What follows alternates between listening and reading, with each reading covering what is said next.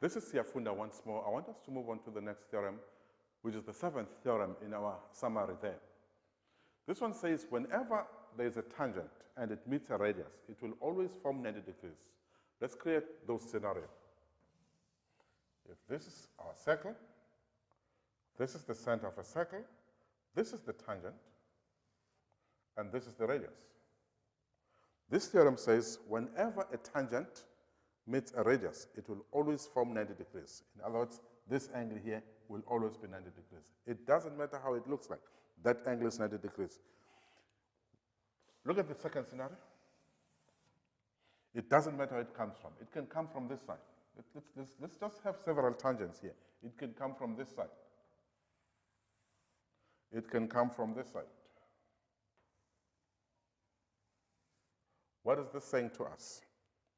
If this is the center of a circle, now what is the radius? It is the line from the center of a circle to the circumference. If where I'm going to the circumference is a tangent, then it will be 90 degrees. It means that from here, if I'm going there, that angle formed there will be 90 degrees.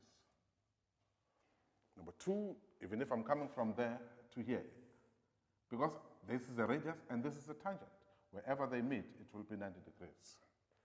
Even if I'm coming from here, if I'm moving from here to there, that angle is 90 degrees. It doesn't matter where it comes from. It can be in the standard position. It can come from this side, as long as it is a tangent. This will be 90 degrees. This will help us understand some of the problems, because when we do our exams, it comes clouded in. We must be able to pick up what we know. If there's a radius there, there's another line there. This theorem emphasizing that whenever there's a radius and a tangent, it will always be 90 degrees.